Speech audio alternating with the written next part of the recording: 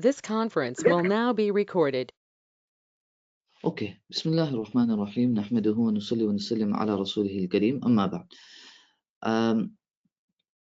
So we were discussing the issue of al-Mu'dal, and we had just finished, I believe, the discussion on Mursal.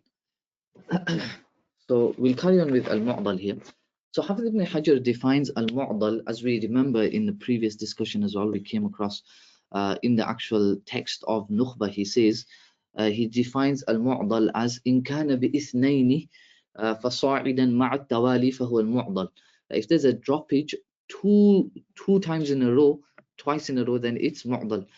Sorry, I believe we did do this. We were on the issue of when a narrator narrates from another narrator using an. I explained the whole issue of al-Mu'dal, and there are some who uses al-Mu'dal to describe a hadith that is very problematic, and that every mu'dal is munqati, but not every munqati is al-mu'dal.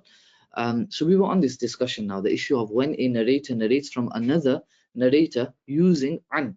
Now this is a very famous ikhtilaf. Mali Hussein may have gone through, but I'm just going to go through it as well, because there may be some extras in his that can help to supplement certain ambiguities in mine, and there may be some extras in mine that can help to supplement some of the ambiguities that may be there in his. So what is the position of Imam Muslim? Basically, if there was a possibility of them meeting one another, so it's not just mu'asara, this is rather it's imkanul liqa. There's a possibility of the two having met each other, then it will be considered muttasil, even if it is not proven that they met one another. So do we need them to have met one another at least once? No.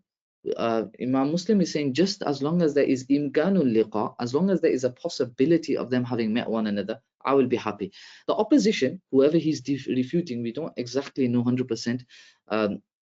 Their position is that the narrator, so if I'm narrating, for example, if Zayd is narrating from Bakr, and Zayd lived in the same time as Bakr, and they lived in, they both may have gone to for Hajj, etc., and stuff like this, and therefore there's a possibility of them having. And now Zayd narrates from Bakr, Zayd an Bakrin.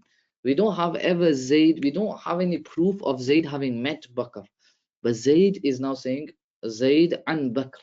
We've got this in a narration. Is this muttasil? Is this connected chain of narration? So the opposition is saying no, until you can prove that they at least met each other once. Why? Because there was a habit in the early days, in the early periods, definitely, of them dropping narrators. They would just basically say Zayd. Zayd would drop someone like Amr in between and would narrate directly from Bakr using an. Is that okay? There was a habit of performing irsal. Now, who held the position of the opposition? So there is quite a bit of ikhtilaf on this as well. I seem to feel as though we've done this as well, but let's just quickly run through it. But the first person to attribute this position was definitely Qadi Iyad in his Ikmal al-Mu'lim. And then Nawawi ibn Hajar, they also agreed with the position that this was the position of al-Bukhari. Now, they may not exactly, with some agreeing with him on and others not agreeing with him. So there's two different ikhtilaf here, and I've explained this in the previous lesson as well, that who held the position of the opposition and who is Imam Muslim refuting. You could make them two separate ikhtilaf, but definitely if you're going to say the problematic position is if you say that Bukhari held the position of the opposition, and then you say that no, Imam Muslim is not refuting Bukhari in his Sahih, that is problematic, because that doesn't make sense. How would he not know that this is the position of my own Ustad, and therefore him refuting someone else? So Imam Bukhari may not have held this position. He may have held this position, and if he did, then you definitely do have to hold the opinion that Imam Muslim is refuting him in his Muqaddimah. So I don't know, maybe you can't really make them into separate ikhtilaf, but I'm just saying it just in case some have actually considered that Imam Bukhari held this position, but Imam Muslim is not refuting him actually. So the first person to attribute the opposition, I think we've done this whole slide, to be honest with you. Sorry, Mom, I'm just, it's been a while since we're looking at these slides again, so that's why I'm just trying to remember. But basically, Ibn Rajab, Ibn Salah, and Ibn Hajar all hold this opinion as well, and they support the position of the opposition, which is that you need thubutul liqa once. You need them to have met each other at least once. Ibn Kathir says that this was Imam Bukhari's condition in his Sahih. It was not a condition according to him for general authenticity. Al-Bulqini actually agrees with this, and this was the position. This position is most likely to avoid the situation that there are some ahadith that are authentic according to Imam Muslim, but not authentic according to Bukhari. Why? Because um, no, Bukhari is now going to, if you're going to say that this was a condition of Sahih according to Bukhari, that the two needed to have met one another, then there will be some narrations in Muslim now that the narrators have not met one another. Imam Muslim is following his own opinion, which is that they just needed, there was a possibility of them having met one another. And as long as that possibility is there, he's going to consider it to be muttasil. Imam Bukhari is going to need them to have definitively met each other once. So now there are going to be some ahadith that are in Muslim that are basically weak according to Bukhari. So Ibn Kathir tries to avoid this, and he says in his Al-Ba'ith Al-Hadith, not Al-Ba'ith Al-Hadith, sorry, Ikhtisar Ulum Al-Hadith, he says that no, this wasn't, Bukhari actually never made this a condition for his Sahih. It was actually a condition for his he never made this condition for all Sahih hadith, but rather it was just a condition he employed in his Sahih al-Bukhari. But Shaykh Umar refutes this as being gharib, even though Shaykh Abdul Fattah really prefers this. Shaykh Abdul Fattah feels the opposition who held this opinion was actually Ali ibn al-Madini. Now, recommended reading, I think we've covered this as well to a large degree. So I think I am going to move on. It's just a reminder of what this whole ikhtilaf is about. Um, um, so I believe we've done this. If someone can confirm, that would be great.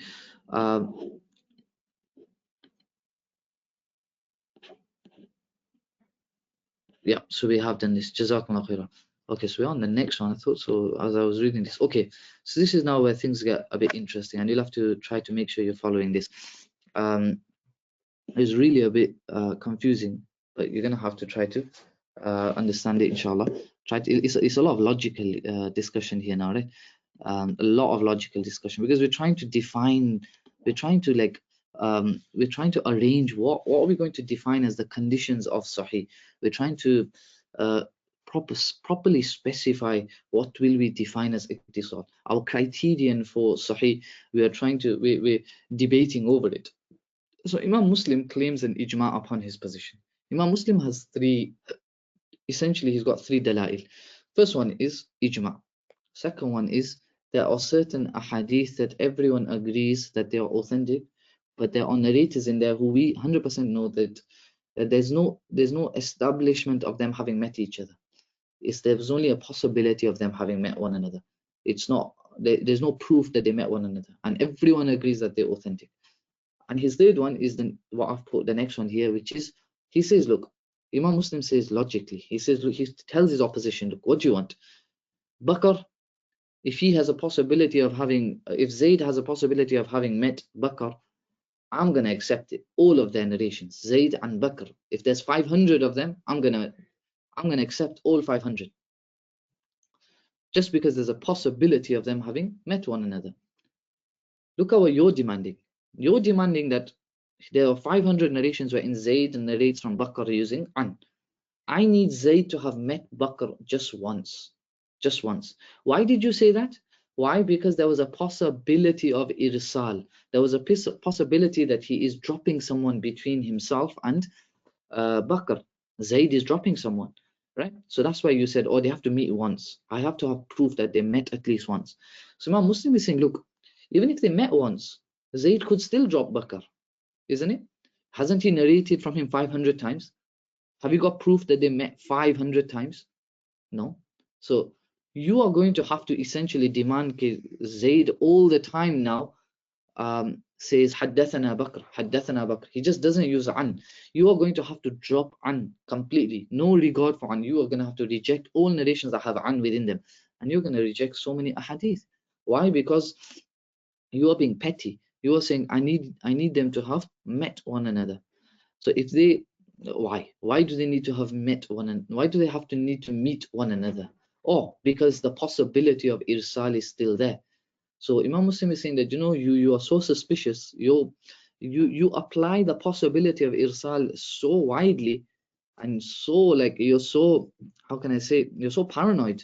I'm putting words into Imam Muslim's mouth, but just try to make you understand how Imam Muslim's approaching this. He's saying you are so paranoid of irsal, you might as well demand haddathana in every single hadith, because even after they've met one another, they could still drop narrators, because they've narrated from one another. Zayd's narrating from Bakr 500 times using the word an. If they've met once, that doesn't help to remove your paranoia.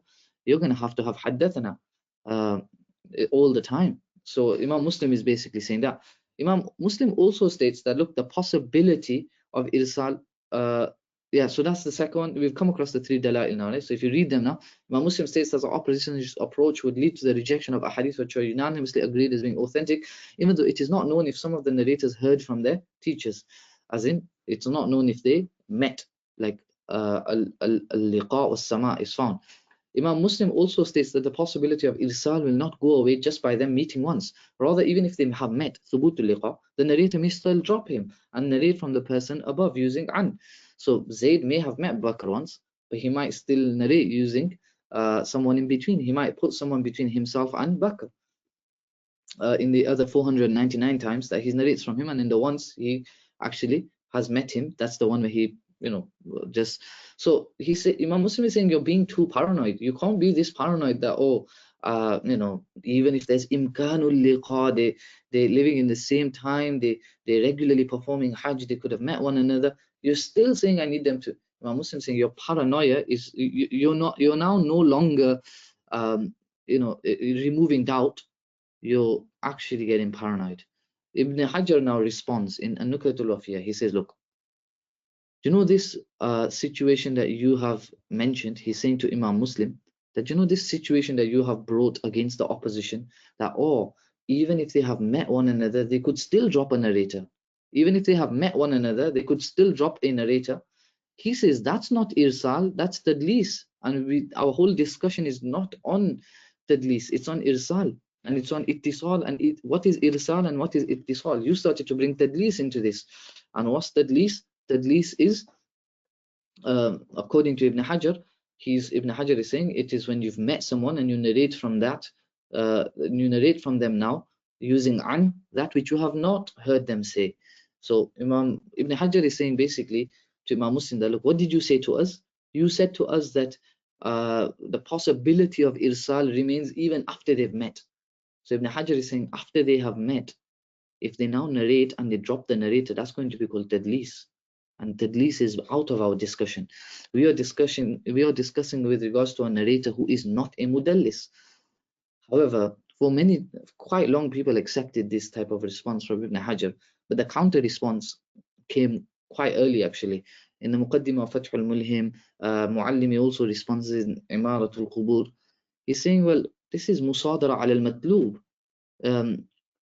Who said Imam Muslim isn't excluding tadlis? Why are you teaching Imam Muslim what tadlis is? Imam Muslim knows that. But Imam Muslim is trying to show you, right now, we are discussing a person who is not a mudallis. Okay, if he's not a mudallis, then why are you, if he's not a mudallis, okay, then, if he narrates after imkanul liqa, so there was a possibility, like what Imam Muslim is saying is that we should define what is tadlis after we define what is ittisal. You can't come to Imam Muslim and say, no, this is tadlis. No, let's first decide on what is ittisal. Like, don't close the argument. What Ibn Hajar is saying there to Imam Muslim, that, you have started to bring tadlis into this, that's trying to close the argument. It's not allowing Imam Muslim's argument to progress. He's not allowing you to think. He's just saying, no, this is tadlis, chuck it out. It's not part of our discussion. It is part of our discussion in the sense that, why are you bringing tadlis into this? Tadlis has got nothing to do with this right now. We are defining what is ittisal so that we can then define what is tadlis. And Imam Muslim actually, he follows up, he follows up his logic. So now, according to Imam Muslim, imkanul liqa means that there is ittisal. If there is imkanul liqa, there is ittisal. Okay. If the two have now got imkanul liqa, and now Zayd narrates from Bakr using an, and we later find out that there was someone in between, we will call it tadlis. And that's exactly what Imam Muslim does. He says that if there was mu'asarah with one narrator from another narrator, there was mu'asarah, they lived in the same time, and one narrates from the other, using an, and we later find, then we will say it's muttasil. If we find out someone was in between and he's continuously doing this, then we will call this he's a mudallis, and we will call this action that he's done, it is going to be called tadlis. The thing with Ibn Hajar is, as Mullah Hussein might have already explained to you guys, is he changed the definition of tadlis. He said tadlis is, it's after you've met the person, you then narrate from them that which you have not heard from them. So because he's changed the definition of tadlis, he's forcing his definition onto Imam Muslim. And Imam Muslim saying, I agree that that is tadlis, but those who contradict my position as well, they're also doing tadlis, i.e. those who, despite having imkanul liqa, they narrate, and there's someone in between, and there's a part. That's also tadlis. Tadlis has got nothing to do with this discussion. Tadlis is after this discussion, when people, we first need to define ittisal before we start defining tadlis. So, if that makes sense. So I'm just going to read it here. Imam Muslim does not agree with Ibn Hajar's definition of tadlis. For Imam Muslim, imkanul liqa can cause you to be labeled al-mudallis as well. Another point is that the definition of a tadlis depends on what we define to be ittisal. We cannot use the definition of a tadlis until we have discussed and defined what we term to be ittisal, i.e. we would only start labeling a person as a mudallis once we agree upon what causes ittisal. Thus, for Imam Muslim, ittisal is found with imkanul liqa.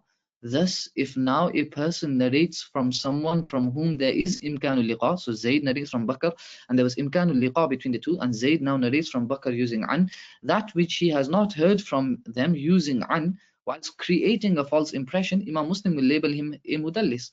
So, for Ibn Hajar to say that, this ilzami jawab that Imam Muslim gave, this basically this third response, this third bullet point, that is basically tadlis. That doesn't work, because in the sense that we are tadlis. Well, firstly, one of the answers you can give is tadlis is irsal anyway. Tadlis involves dropping someone, so yeah, you can say he's doing tadlis, no problem. And but to say that وَالْمَسْأَلَةُ مَفْرُوضَةٌ فِي غَيْرِ الْمُدَلِّسِ, which is what he says in النُّكَةُ الْوَفِيَةِ, that this whole discussion is on, this is musadara ala al-matlub. You're jumping ahead onto the next discussion, and you're trying to close off, it's like when you're defining the law, and a person says, well, this guy did this, are you going to say that's bad as well? Are you going to say that that's, so, lawmakers are having a discussion on, should we consider this thing to be illegal or legal? And then they're having a back and forth, and one of them says, well, imagine if a person did this, would you call that illegal? And another guy says, well, yeah, that's a crime. Well, no, we're deciding whether it's a crime right now. You can't just label him a criminal. You can't just say, oh no, you're talking about a criminal there. I'm not talking about criminal. We're talking about a normal person who's done all of these actions. Would that be labeled an illegal action? In the sense that what I'm trying to say is that he's jumping ahead in the discussion. Imam Muslim would also call a person who does this to be mudallis, but he would also call a person who does imkanul liqa, who has imkanul liqa, and then narrates using an and drops a narrator in between. That would also be tadlis according to Imam Muslim. Thus, there was no need to bring tadlis into this discussion on ittisal. Rather, the discussion of ittisal should be brought into tadlis. All right, so hopefully this clarifies a little bit of the issues. Then we come to the discussion that who exactly is Imam Muslim refuting in his muqaddimah to his Sahih. So many, including Sheikh Muallimi, he's actually also inclined to this opinion that he is actually refuting Bukhari, and this was the position of Bukhari. Sheikh Abdul Fattah, he actually says that he asked Sheikh Habibur Rahman A'zami that who is Imam Muslim refuting, and how can it be Bukhari, because he says the person, these people are ba'du muntahi lil hadith. Muntahi lil hadith is like quite a very, very harsh statement, that is, because he's essentially saying that these people who hold this position are imposters. They're not even muhaddithin, they're imposters. So Shaykh Habib Rahman Azmi says, no, it is Bukhari that he's referring to, and this is ghadabatul muhaddithin, the anger of the muhaddithin. And it should be noted that some of these scholars actually do agree with Imam Muslim. They do not agree with Muslim, and some of them do. So Muallimi and Sheikh Shabir definitely agree with Imam Muslim, but they still feel that he's refuting Bukhari. Sheikh Abdul Fattah says that he's obviously refuting Ali ibn al-Madini and not Bukhari. Sheikh Omar says, وبهذا التحرير السهل البسيط ندرك تماما أنه من المستحيل أن يريد مسلم بقوله هذا البخاري وابن المديني ونحوهما من أركان هذا العلم. Sheikh Ahmad saying it's mustahil. It's impossible that it's Bukhari and Ibn al-Madini. It's absolutely impossible. Some Orientalists, this is like Join Bull, he holds the opinion that he's refuting Al-Hussein al-Karabisi. So Al-Hussein al-Karabisi is basically a scholar. He was a contemporary of Imam Ahmad, and he wrote a whole kitab called Kitab al-Mudallisin. So Join Bull in his introduction to Sahih Muslim, and then this is like further supported by an article by Bilal Abu Abbas, Abu Al Abbas, they both support this idea that it is actually Al Hussein Al Karabisi. But other Orientalists have actually refuted this position, and they feel it's not Karabisi. As in, it's not definitively proven that it's Karabisi. I know some people, like I think I saw Jonathan Brown say as well once, that they leave no doubt that it is Karabisi, Join Bull and Bilal. I'm not sure how you can say that, to be honest with you. The most difficult position, that's why Sheikh Awama says that he's referring to a group of Mu'tazilah, and just a group that Allah knows best who they were. The most difficult position is of those who say that this was the position of Bukhari, but Imam Muslim is refuting someone else. This is because this implies that Imam Muslim was not aware that this was the position of his teacher. That would be the most strange thing to claim. So the conclusion of all of this is that Imam Muslim's book is accepted through widespread acceptance. At-talaqi bil-qubul. This proves that at times when Imam Muslim acts upon his view on this issue, then there is an implicit consensus upon his position. This has been mentioned by Sheikh Abdul Fattah, supported by Mu'abdullah Ma'rufi. However, Sheikh Khalid Durais does show that there's very few ahadith, only 4 ahadith that are of this consequential nature in Sahih Muslim, which is that Imam Muslim's narrating them using an. There is no thubut liqa, and technically Bukhari, if he is his position, he would call it da'if. And Imam Muslim is calling it Sahih, and we all agree that Sahih Muslim is talaqi bil qubul. Therefore, Imam Muslim's position is, again, this approach is not always the best approach. Sheikh Mufti Bana was not the biggest fan of this approach of, because Bukhari and Muslim have said it, it ends all the debate on the issue. Or because one of them have said it and their book is Talaqi bil Qubul, that is now forced upon all the muhaddithin, and therefore there's an ijma on this issue now. Ijma, it's a sensitive topic. You can't just start labeling everything as ijma.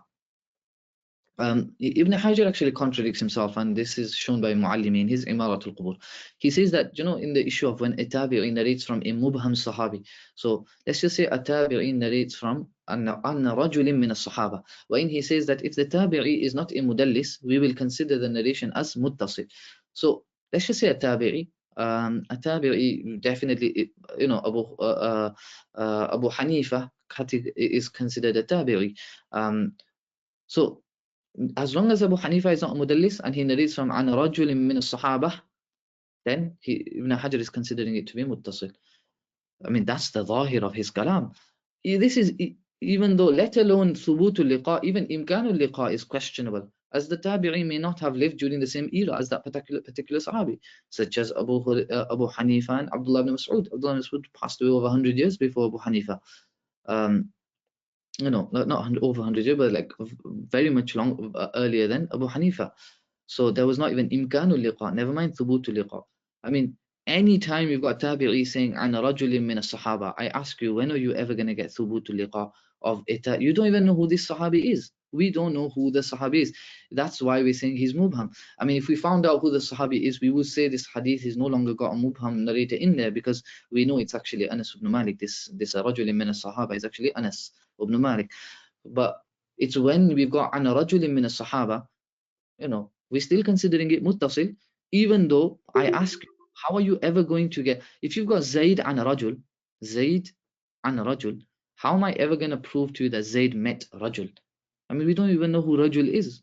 Do you understand? So he's completely mubham. It's not like you've got here Ata ibn Abi Rabah and Ibn Jurayj and Ata. Ibn Jurayj, we know who he is. We'll check his biography. Okay, he had a possibility of, in fact, he met Ata. Okay, good. Ata is a human being. Here we've got Rajul min as-Sahaba. We don't know who he is. So how are we going to establish that this tabi'i met some unknown man?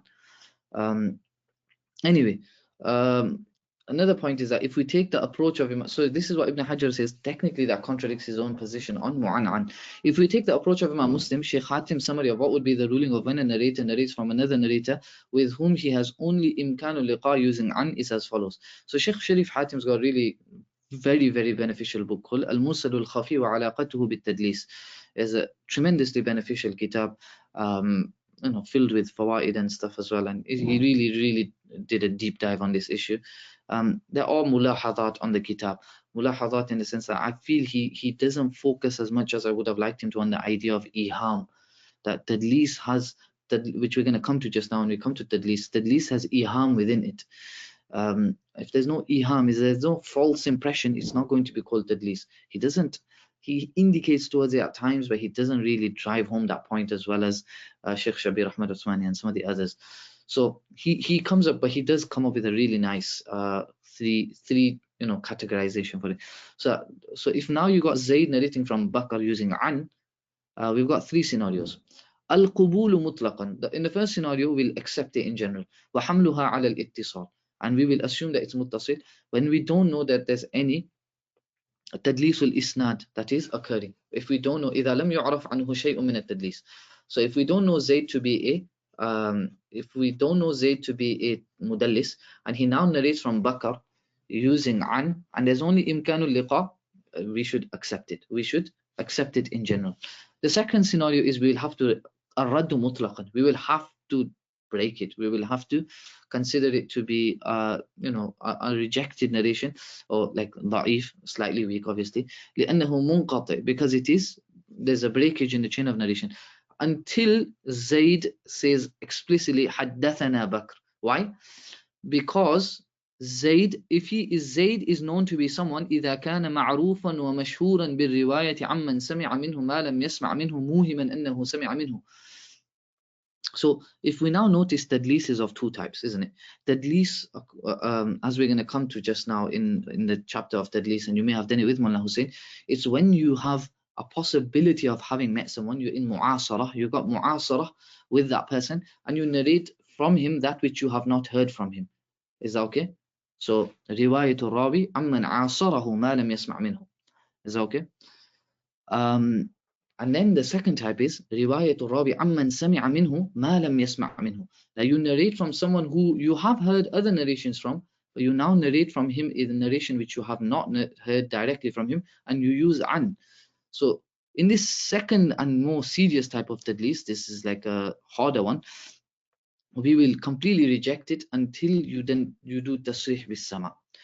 But in the first type of tadlis, so now I'm looking at number 3, عدم القبول حتى يثبت اللقاء.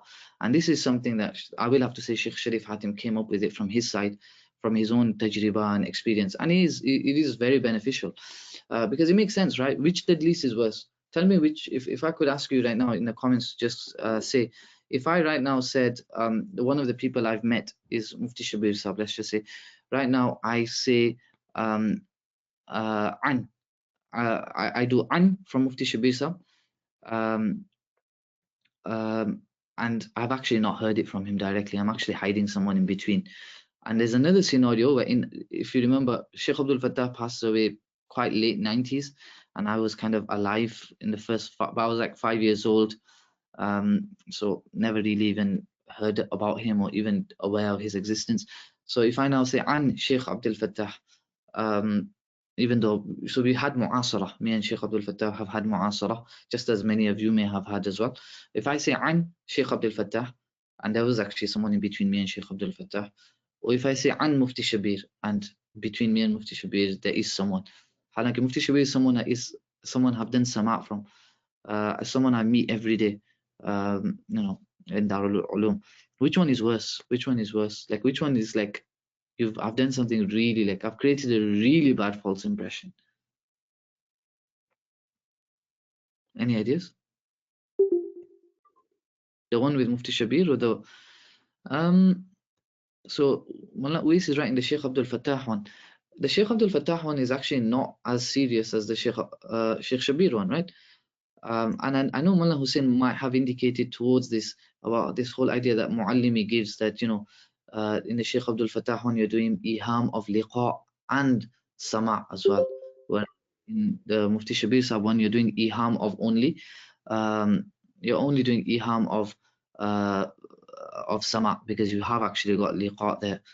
But I don't agree with that at all, and that doesn't make any sense. Iham would only, so if something's too unbelievable, if something's too good to be true, then it's probably not true. Is understood? I can only fool you into believing something which could be true, isn't it? So therefore, more iham is found in the Mufti Shabir one, because I could actually convince you that, yeah, I have actually heard it directly from Mufti Shabir Sahib by using an. Whereas right now, if I narrated an Sheikh Abdul Fattah Abi Ghudda, I mean, how am I going to convince you of something like that? I've just about heard Sheikh Awama. So definitely in Tadlis, there is an element of iham. So we notice the most serious one, we're going to have to do tasrih bis sama. I'm going to need you now. If I am caught narrating from Mufti Shabir Sahib using an continuously, ma'rufan wa mashhuran, I am ma'ruf and mashhur of doing this, then you're going to have to demand, okay, every time you narrate from someone now, I want you to say haddathana, because you're very like deceiving individual. However, if I am someone who does the Sheikh Abdul Fattah one, right? I say an Sheikh Abdul Fattah and there's someone in between. That is also tadlis. I'm not saying it's not tadlis. It is tadlis, but it's not as bad as the first one. So I'm not. What am I going to say to you now? If I do that, if I do Sheikh Abdul Fattah one and Sheikh Abdul Fattah, so we've got mu'asara, and I'm now narrating something which I've not heard directly from him, and I'm creating the impression that I have heard it from him. But there is someone actually in between me and Sheikh Abdul Fattah. It's actually, I heard it when I went to Turkey from Sheikh Awama. I'm dropping Sheikh Awama and I'm just making it look like as though I heard it directly from Sheikh Abdul Fattah. This one is not as bad because there's no thubutul liqa at all. There's no thubutul liqa was sama between me and Sheikh Abdul Fattah. It's just mu'asara and imkanul liqa. That's what it was. There was no thubutul liqa at all. So here now, no one's gonna say it is tadlis. I'm not saying it's not tadlis. It is tadlis, right? It is definitely tadlis, but the requirements to prove now that my narrations are muttasil in other scenarios will not be that you demand tasrih bis sama everywhere. Rather, you will just demand thubutul liqa. So once thubutul liqa is found in other scenarios now, you will accept my narrations. So this is the third one, admul qubul. So Zayd narrates from Bakr, and Zayd does tadlis. What type of a mudallis is he? معروفا ومشهورا بالرواية عن معاصر لم يلقه موهما أنه سمع منه. Zayd lived in the same time as Sheikh Abdul Fattah. We don't know if he actually met him or heard from him, but he likes to create the impression that he heard from Sheikh Abdul Fattah using an. So this is not as major as if he had actually heard Sheikh Abdul Fattah. And so what I'm trying to say to you here is, we're not denying that there is one type of tadlis which is more severe than the other type of tadlis. I don't think we can consider all tadlis to be the same. Even like the type of tadlis has to be considered. So the naw'iyyah of the tadlis. So is this tadlis one wherein he is doing mu'as and riwayatul rawi an mu'asirin lam yalqah muhiman annahu sami'a minhu wa lam yalqahu wa laqiyahu. Do you understand? So in this one, now, are we going to say, no, you have to do tasrih bis sama all the time? You have to do tasrih. Just because I tried to create the impression that I've narrated from Sheikh Abdul Fattah, there's no evidence I met Sheikh Abdul Fattah. The iham is not as bad. The tadlis is not as bad. Why are you rejecting all my narrations and demanding that I do tasrih bis sama haddathana all the time? Rather now, if I now say, so right now I said an Sheikh Abdul Fattah, you found out I did tadlis in there. Okay, no problem. Now if I say an Mufti Taqi, are you now going to say to me, no, where's the haddathana? Where is the haddathana? You have to, we're not accepting. No, the tadlis I did was not that major. Therefore, if I now say an Mufti Taqi, don't demand for me to say haddathana Mufti Taqi. Yes, I did tadlis, but my tadlis was not a major one. My tadlis is like a minor version. Therefore, as long as I've hatta yathbut al-liqa, if I've met Mufti Taqi, just assume that it's muttasil now. Don't demand tasrih bis sama all the time. So at the bottom it says both riwayatul rawi amman sami'a minhu ma lam yasma' minhu and riwayatul rawi amman asarhu ma lam yasma' minhu are tadlis. That is important to understand. They are both tadlis when they contain iham of sama, no doubt. So when I said an Sheikh Abdul Fattah, I created the impression I heard Sheikh Abdul Fattah. Therefore, that's tadlis. When I said an Mufti Shabir, I created the impression that I heard Mufti Shabir, and it turns out I hadn't heard him. Therefore, that was tadlis. However, Sheikh Hatim proves that the Muhaddithun dealt with the two in a different manner. With the former, they demanded tasrih bis-sama. So whenever I did riwayat or Rabi Ahmad, for Mufti Shabir Sahib's scenario, when I was saying an Mufti Shabir, and there was actually someone in between, if I was caught doing that continuously, then I'm going to be labeled a mudallis, and a very severe type as well. So therefore now they're going to demand that every time. Now they won't even accept me saying an Mufti Taqi. They want me to say haddathana Mufti Taqi. But the second one, I did the Sheikh Abdul Fattah version, which is I say an Sheikh Abdul Fattah. Now I've not actually met Sheikh Abdul Fattah, I only have mu'asarah with him. This is not a major type of tadlis. It is tadlis, but it's not the major type. Therefore, tasrih bis sama is not needed. Tasrih bis sama is not needed in all my narrations. When now if I want to say an Mufti Shabir or Mufti Taqi, I can still say an. As long as thubutul liqa is found, it will be accepted in all those scenarios. In those scenarios when thubutul liqa is not found, we will reject it, because you could be doing the same thing you did with Sheikh Abdul Fattah. Is that understood? So Sheikh Hatim proves that the Muhaddithun dealt with the two in a different manner, with the former demanding tasrih bis sama when the narrator is famous for doing it, and the latter demanding thubutul liqa when the narrator is famous for not doing it, for doing it. Sorry. Have a think about this. It will take a bit of time for you to properly drain into your mind, inshallah. It is a bit confusing. Then we come to the definition of al-munqati. Hafiz ibn Hajar defines it as that narration wherein there is one narrator missing in the middle section of the chain of narration. However, Khatib records how some of the scholars of the past used al-munqati as a reference to al-maqtu. Munqati was used as a statement, as a reference to the statement of a tabi'i. So the statement of a tabi'i would be called munqati. The statement of a sahabi would sometimes be called munqati. Ibn Salah labels this as gharibun ba'id. Gharibun ba'id. But that, I mean, if the muhaddithun of the past were doing it, how can you call it gharibun ba'id? Ibn Hajar states, and I will show you just now, one of the greatest scholars of hadith, Imam Bukhari, did this. So how can you call it gharib ba'id, right? So this is the type of thing that you could see some people like Sheikh Sharif Hatim get really upset with Ibn Salah and Ibn Hajar with, that later scholars just coming up with their own. They want to make sure everything stays as mantiqi as possible. Obviously, it can't be too harsh, and Ibn Salah is one of the greatest scholars of hadith. But at the same time, yeah, you can't call this gharib ba'id. Ibn Hajar states in his An-Nukat that who was the scholar who considered al-munqati as a reference to al-maqtu? Who considered al-munqati as a reference to, like, the statement of Itabiri? That was Abu Bakr Ahmad ibn Harun al-Bardiji, rahimahullah, passed away 301. So he was very early muhaddith. Sheikh Muhammad Tal'at has referenced his book before, Mu'jam al-Mudallisin. He shows how this was actually the practice of Bukhari, and he was actually followed by Abu Ahmad al-Hakim in his Al-Asami wal-Kuna. He says, والبخاري يطلق المنقطع أيضا على المقطوع والموقوف وعلى رواية التابع عن النبي صلى الله عليه وسلم وإليك الأدلة في ذلك. And he brings loads of evidences from التاريخ الكبير. وقد تبع أبو أحمد الحاكم البخاري في استخدام المنقطع بمعنى الموقوف على الصحابي. البرديجي في ذلك تابع للإمام البخاري. So Bardiji is completely following Bukhari. Now we come to a discussion which we have kind of touched upon already. Tadlis is directly connected to ittisal, and we've had the discussion on mu'an'an and ittisal.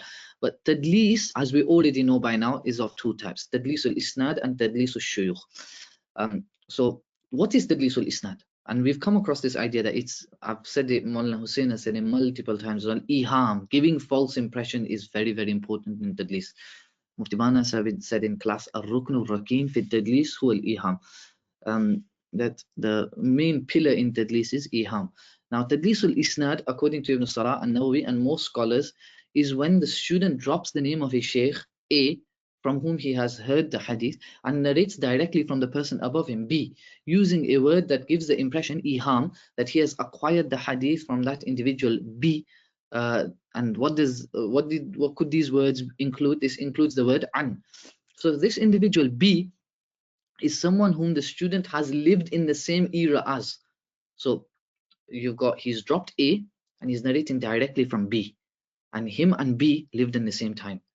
So they either lived in the same era, or he's met them but not heard from them, or has heard from but has not heard this specific hadith. So all of these would be considered tadlis. If you just had mu'asara, that would be tadlis. But as we discussed right now, this is like a lower level tadlis. Then you got a higher level. You met him but you've not heard from him. That's like second level. And the worst one is you've met him, you've heard a hadith from B, but this hadith you actually heard it from A to B. And you decided to drop A, and that's the worst one. And if you keep doing that we're going to demand tasrih bis sama' from you all the time. For the mu'asara one, we're going to demand liqa if you keep doing it. We're going to demand that any sheikh you narrate from using an, we're going to want you to have, we're going to have to want proof that you've at least met the guy. Then we'll accept it. The worst form of tadlisul isnad, and that doesn't, this type of tadlisul isnad is a bit confusing, so just try to pay attention. This is called tadlisul taswiyah, or it's called tadlisul tajweed. And there's many other types of tadlis, but we'll go through the main two, and you'll notice some of the other ones, tadlisul qata', tadlisul atf, some of the other ones, tadlisul siyagh, as you can see in that box there. So sorry, at the top in the box it says, if he does not use the word giving the impression, the iham of sama', but instead explicitly mentions haddathana or akhbarana. So let's just say if that narrator had just said akhbarana bi or haddathana bi, that would be a lie. You never heard this directly from B. It's A who told you. However, it should be noted that at times an explicit mention of sama' is there, and still the narrator is not labeled a kadhab. So don't always say oh, if a narrator says haddathana and after that there's a narrator who he never heard from, he's that means he's a kadhab. Why? Because this can also be a form of a tadlis siyagh. So sometimes Hassan al-Basri would say haddathana Abu Hurairah, and what he means is haddathana yani ahl Basra. Otherwise he never heard Abu Hurairah say this, but he told us, as in told the people of Basra. So it's important, don't just label now Hassan al-Basri a liar because he said haddathana Abu Hurairah. No, he's trying to say يعني like حدثنا يعني أهل بصرة. So the worst form of tadlis is when a student does not drop his sheikh. So you don't drop A. What you do is you drop your sheikh's sheikh B, who is weak, and then what you do is you narrate from A directly to C, who is B's ustad in this hadith. So it looks like an A is narrating from C using the word an. Of course, A is known to be a student of C as well, but not in this hadith. This hadith he heard it through B. So you've got A, B has been dropped, A narrating directly from C. A is actually a student of C, but not in this hadith, and A is putting an in between. Now tell me, the guy who's dropped A is not A. A is not the one who dropped B, it's the person who came before A, the student of A. But people will just think, oh no, there's no mudallis here. They won't realize that the guy who's done the tadlis is before A, if that makes sense. So A is narrating from C, he has dropped B in between. Not him, sorry, the person narrating from A decides not to drop his sheikh, but his sheikh's sheikh, and narrates directly, and he maintains his sheikh in the sanad, but who he drops is his teacher's teacher. And he makes it look like, okay, my teacher is A, his teacher is C, whereas it's not like that at all. There was someone in between, and that person was weak. So this is known as tadlisul taswiyah or tadlisul tajweed. So it's like, best way to think of it is when you don't drop your sheikh, but you drop your sheikh, right? So this type is the worst one, as one could easily assume, considering Sheikh A is not a mudallis, that the first A, the guy A, you think, well, he's not mudallis, so the narration could wrongly be labeled as authentic. People who are known for doing this with Baqiyat ibn al-Walid and Walid ibn Muslim, Iraqi says, وَمِمَّا يَلْزَمُ مِنْهُ مِنَ الْغُرُورِ الشَّدِيدِ أَنَّ الثِّقَةَ الْأَوَّلِ قد لا يكون معروفا بالتدليس ويكون المدلس قد صرح بسماعه من هذا الشيخ. So actually the student will say حدثنا A عن C. I mean, what's wrong? A is not a mudallis, he's narrating from C using an, and even if, let's just say, okay, even if A's student was a mudallis, he's actually saying haddathana A, so there's no an at all. What's the problem? This narration is fine. What you don't realize is he's done the tadlis not from his sheikh, but his sheikh. He's dropped his sheikh. ويكون المدلس قد صرح بسماعه من هذا الشيخ الثقة وهو كذلك، فتزول التهمة تدليسه، فيقف الواقف على هذا السند فلا يرى فيه موضع إلة لأن المدلس صرح باتصاله والثقة الأول ليس مدلس. So where's the problem? وقد رواه عن ثقة آخر, and that's his teacher as well. His teacher is C, like he's narrated other ahadith from him. فيحكم له بالصحة وفيه ما فيه من الآفة التي ذكرناها وهذا قادح في من تعمد فعله. It should be noted that not all forms of taswiyah, a narrator dropping his sheikh, are a form of tadlis. Sometimes, at times, they could be al-irsal, al-khafi. I mean, remember, what is the difference between al-mursal, al-khafi and tadlis based on not Ibn Hajar's definition, but the correct definition? It is that irsal is there's no doubt that there is someone missing there. And we know that he's been dropped on purpose, and we know that there's someone missing. Tadlis is when we wouldn't be able to pick it up. It's a false impression. There's iham there. So that's why Imam Malik actually does do something which we call taswiyah. You drop your sheikh, but it doesn't create any false impression. So we're not going to call Imam Malik a mudallis. For example, he will narrate from Ibn Abbas. He will narrate, and let's just say he will narrate from his ustads, and his ustad is Ikramah, and Ikramah's ustad is Ibn Abbas. So he will drop Ikramah. So let's just say his ustad is Nafi'. Is Nafi' and Ikramah and Ibn Abbas. So he'll just narrate it. Imam Malik will narrate it as an Nafi' عن نافع عن ابن عباس. Everyone knows that his Ikramah has been dropped. Like the Muhaddithin, all the Nuqad of the Muhaddithun understood that he's dropped Ikramah on purpose. It wasn't like ambiguous or false impression was not created on anyone. Therefore, they did not call Imam Malik Mudallis. And it would be obviously an absolute abomination to call someone like Imam Malik a Mudallis. كان أبعد الناس عن التدليس, like البخاري was as well. فهذا مالك قد سوى الإسناد بإبقاء من هو ثقة عنده وحذف من ليس عنده ثقة. فالتسوية قد تكون بلا تدليس وقد تكون بالإرسال. So taswiyah can occur even though it's not tadlis, it's actually irsal. So like as we know, because tadlis includes irsal. Tadlis, why is tadlis? Dropping a narrator, isn't that irsal? But tadlis has a little bit extra with it. It's dropping with creating the false impression that you've actually heard it. So that's the addition you've got with tadlis. Tadlisul shuyukh is slightly different from tadlisul isnad. It's when the student changes the name of his teacher with another name of another one of his names that his teacher is not usually called by. This technically does not weaken the hadith unless the sheikh is a weak narrator, but it makes the job of a muhaddith more difficult. So it's taw'irut tariq. It makes the muhaddith's job so difficult because now he has to try to work out who's the sheikh of yours, and you may end up now calling the hadith weak because you don't know who the sheikh is. Turns out he's actually someone really reliable. Now, Ibn Hajar's view on Tadlis is important to understand. Tadlisul Isnad, Ibn Hajar's view, as we discussed in the discussion of Mu'an'an, it affected how he dealt with Imam Muslim or how he tried to deal with Imam Muslim. He, forced his definition of Tadlis onto Imam Muslim without realizing that Imam Muslim's definition, as we can see, even Ibn Salah's definition, even every single person before Ibn Hajar said, even if you have mu'asara, you would be labeled a mudallis. So me narrating from Sheikh Abdul Fattah using an is tadlis, is definitely tadlis. This might not be of a more severe level, which is from Mufti Shabir Saab, which is someone I see every day and I meet every day. But even me and Sheikh Abdul Fattah, I'm me saying an Sheikh Abdul Fattah, that is tadlis. Because we have mu'asara of about 5-6 years. So that is tadlis without a shadow of a doubt. Now, Ibn Hajar does not label mine and Sheikh Abdul Fattah's scenario as tadlis. He says that's mursal al-khafi. He says Ibn Hajar does not consider that which that which a student narrates from someone or from his own era, that which he has not heard from them using the word an as part of a tadlis. Rather, he calls that mursal khafi. So if they've not met one another, he says no, I'm just going to call it mursal al khafi. So he says wal farqu bayn al mudallis wal mursal al khafi, and he explains this in his nuzha, etc.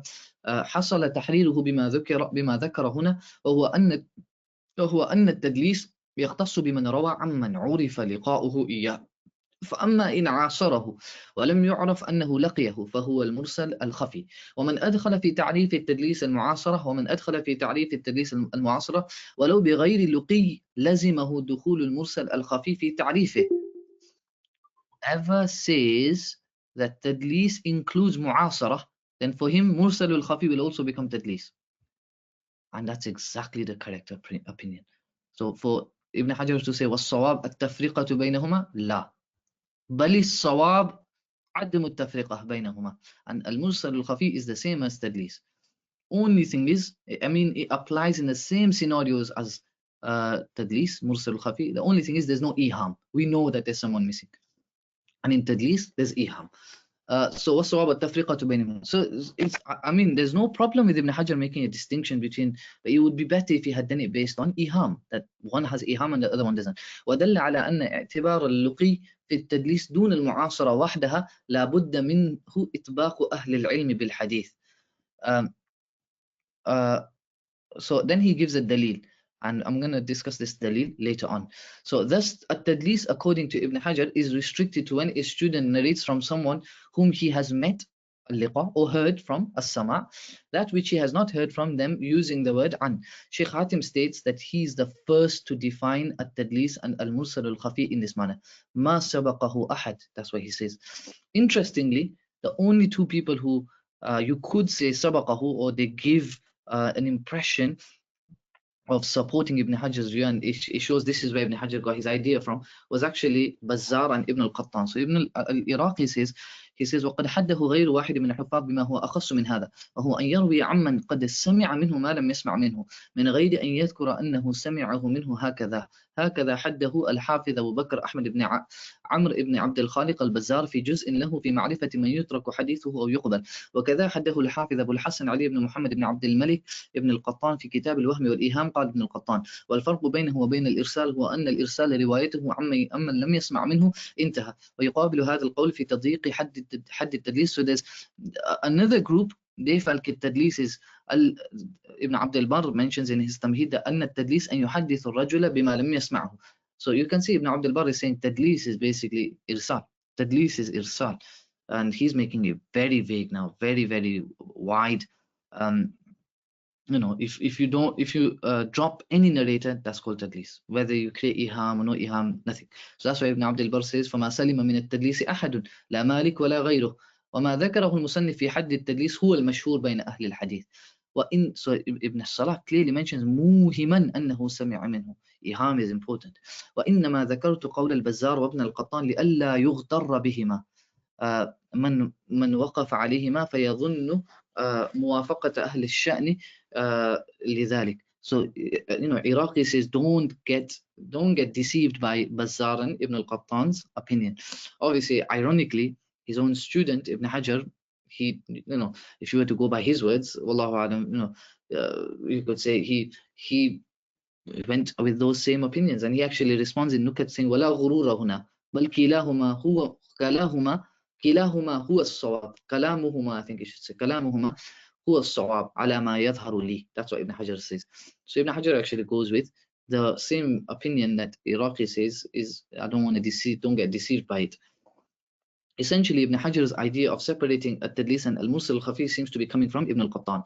Al-Iraqi mentions that this separation is incorrect, whilst his student seems to have adopted it. Interestingly, Ibn al-Qattan's own practice indicates that he used at-tadlis when mu'asara was found between the narrators. If you check in Bayan al-Wahm al-Iham, page 66, volume 5, you'll see him using tadlis even though there's only mu'asara between the two narrators. Another evidence for Ibn Hajar seems to be the statement of Imam al-Shafi'i in al-Risala: بريا من أن يكون مدلسا يحدث عمن لقي ما لم يسمع منه. The truth is, you can't use this because this is just one form of tadlis. Imam al-Shafi'i is not defining what is tadlis. He's just giving you one surah of tadlis, and we don't disagree that the surah that Ibn Hajar has mentioned of tadlis is tadlis. Yes, it is, but we're just saying that there's another surah of tadlis, and it's the one that you're calling mursalul khafi. The response to Ibn Hajar's evidences regarding why tadlis should be separated from al-mursal al-khafi. So Ibn Hajar gives this definition, gives this reasoning. He says, look, do you know the mukhadramin? Who are the mukhadramin? Those who lived during Nabi Sallallahu Alaihi Wasallam's time, but they did not meet Nabi Sallallahu Alaihi Wasallam. They did not meet Nabi Sallallahu Alaihi Wasallam. He's saying, based on your definition of tadlis, we would have to call these people mudallisin. Didn't they have mu'asara from Nabi Sallallahu Alaihi Wasallam? Yes. So now, anytime they narrate from Nabi Sallallahu Alaihi Wasallam, now we know they haven't heard it from Nabi Sallallahu Alaihi Wasallam because they never met Nabi Sallallahu Alaihi Wasallam. They're not a Sahabi. We're going to have to call it tadlis. Our answer to that is, Ya Allah, we know they never heard Nabi Sallallahu Alaihi Wasallam. So how are we going to still call this tadlis now? We're going to call it irsal. This is definitely mursal. Why are you changing the definition of tadlis just because of this one scenario? This is, you know, it's not even an exception to the rule. It's completely in line with the rule. We're saying whenever there is muhiman annahu sami'a minhu, when there's iham that you have heard from him. Tell me if if Ikrama, who I believe was a mukhadram, Ikrama says an Rasulullah. We know Ikrama is not a Sahabi, so how can he just say an Rasulullah? We know there's someone missing there. Therefore, this is irsal. This is not. You don't need to change the definition of tadlis because of this.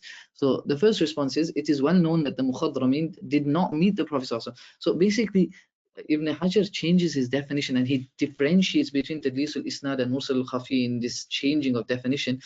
in order to protect the mukhadrameen. Or he feels that, oh no, the mukhadrameen will get labeled as mudallisin. The answer to that is, well, what are you going to say about the Sahaba then? Are you going to now, na'uzubillah, start labeling the Sahaba as mudallisin? Because Sahaba have got a liqa from the Prophet. Even then, you have the likes of Abu Huraira. He'll sometimes say, an Rasulillah sallallahu, and you realize the hadith is something to do well before he even accepted Islam, which means he's heard it from someone else. They say, what with regards to Ibn Abbas, some scholars say he only heard 40 hadith from the Prophet. The rest of, and even though he's one of the most common narrators of hadith, we know that majority of these hadith he's getting from other Sahaba. He's Umar radiallahu anhu is there, all other Sahaba that are there, but he's basically just narrating it directly from Nabi Sallallahu Alaihi Wasallam. Abu Hurairah does it loads of times. Are they all going to be labeled as mudallisin? No, na'udhu billah, they are Sahaba. So same thing we say about the mukhadrameen, that out of respect, don't call them mudallisin. But yeah, what their scenario would be labeled as tadlis, in the sense that is, but there's, do you understand, why are we changing the laws of tadlis and the rules of tadlis and the definition of tadlis just because of one or two scenarios? So it is well known that the mukhadrameen did not meet the Prophet ﷺ, therefore no false impression has been created. When Ikrama narrates from Nabi ﷺ, we don't get the impression that he's heard Nabi ﷺ directly. Accordingly, there is no need to change the definition of tadlis. An exception to the rule should not change the rule itself. Then it's no longer an exception. There is no harm in labeling the narration of the al-mukhadrameen as at-tadlis. So this one more, Abdullah Ma'rufi says that, if you want to call the mukhadrameen's narration from Nabi Sallallahu as tadlis, there's nothing wrong with that. Not all tadlis is bad. Not all forms of tadlis are bad. Otherwise, some of the greatest muhaddithin of the past, they did do tadlis, and it was said, okay, this is hada tadlis, the lesser who anfu, that's fine. I mean, it's not always a bad thing. It's when you make a habit of it, that's when it becomes like, that's when it's like you'll be labeled a mudallis and you've done something wrong. If we change the rule due to the mukhadrameen, what would be said about the Sahaba who have met and heard Nabi Sallallahu Alaihi Wasallam, and despite that they narrate from him directly using an, even though they have not heard this specific hadith from the Prophet Sallallahu Alaihi Wasallam? Ibn Hajar himself states that we do not call them this due to respect. He says, وَعْلَمْ أَنَّ التَّعْرِيفَ الَّذِي ذَكَرْنَاهُ لِلْمُدَلِّسِ ينطبق على ما يرويه الصحابة عن النبي صلى الله عليه وسلم ما لم يسمعوه منه. So you try to defend the mukhadrameen, but your definition and our definition, because your definition falls within our definition of tadlis, it could apply to the Sahaba as well.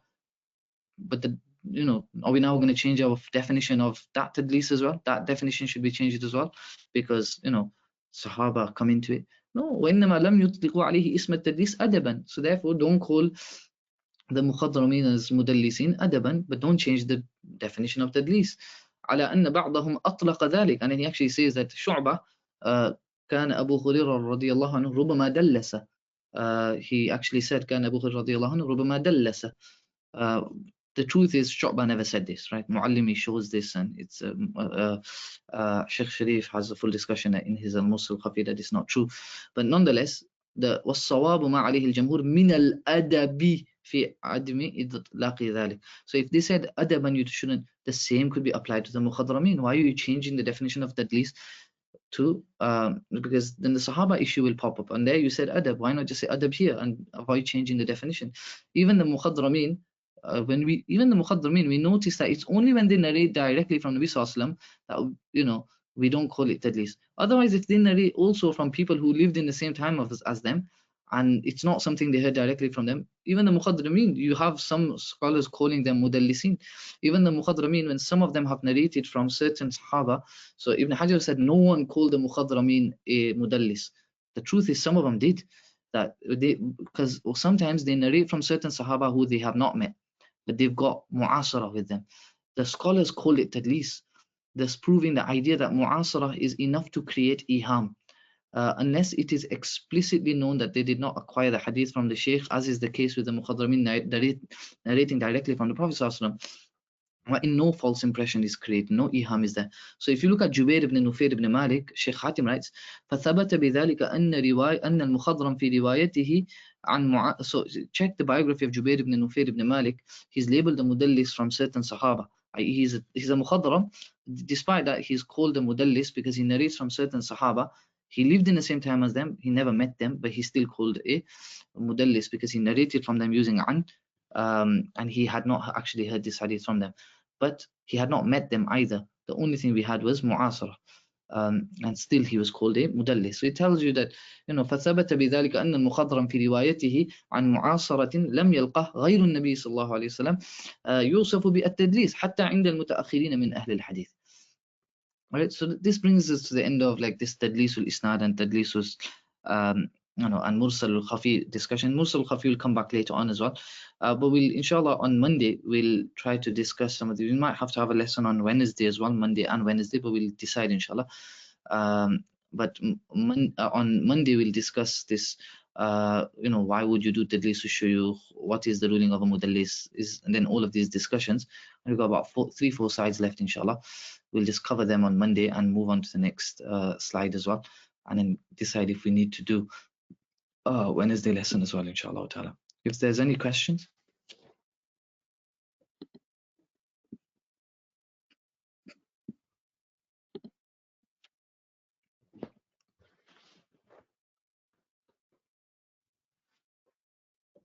So essentially, one new idea that you may have found in this lesson that may not have been there, I don't know if Mullah Hussein might have covered it, but he may not have read the Sheikh Sharif Hatim's al-Mursal al-Khafi wa alaqatuhu bit-tadlis, and that is the first book to propose this idea that even the two types of tadlis, the muhaddithin dealt with them differently.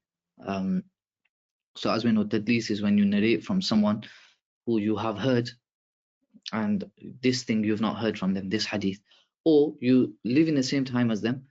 It's not known if you did meet them, but you narrate something from them which we know you never heard it. Like we find out it's there's someone in between, and you've created a false impression, but it's just mu'asarah that was there. There was nothing between you two, as in we didn't know, okay, you've narrated lots of other stuff from him.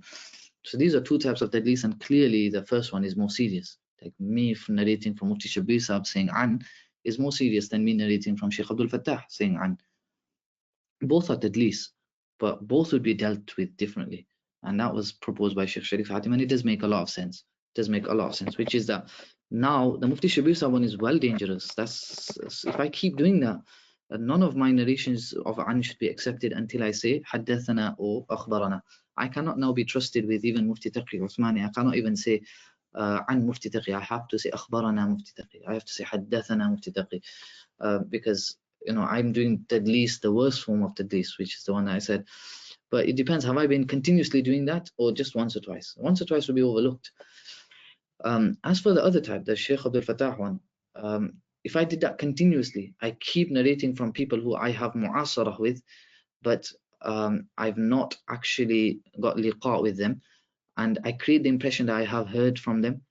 And obviously I understand Muallim has got this whole point that no, this is worse, you're creating iham of liqa and sama, but it's not really like that. I mean, clearly the one that seems more problematic is the Mufti Shabir Sahab one. I mean, I'm clearly deceiving more in that. There's more deception. Sometimes it's not about how much are you deceiving, it's about the type of deception. So the deception from Sheikh Abdul Fattah is a lot less, and therefore if I keep doing that, and then now I narrate from someone who I have mu'asarah with, and I've not got liqa from them, and I do an, then as long as thubutul liqa is there, that narration will be accepted. I mean, what I'm trying to say to you is, in the Sheikh Abdul Fattah scenario one, we will not demand tasrih bis sama all the time, and I'll come to this inshallah Monday. But in this example of Qatada was known to narrate from people who he lived in the same time as them, but it's not known if he ever even met them. But we know this hadith he never heard from them specifically. This hadith we know. So it's tadlis. He's creating the impression that he's heard from them. So now will we demand, no, Qatada, every time Qatada narrates now, he's going to have to do it. He's going to have to say haddathana. No. Even if he narrates from someone using an, we will accept it as long as there is thubutul liqa. As long as there is thubutul liqa now, we will accept his narrations. We will accept his ans. Take inshallah, if there's no questions, we'll end there, and inshallah we'll continue on Monday inshallah. Assalamu alaikum.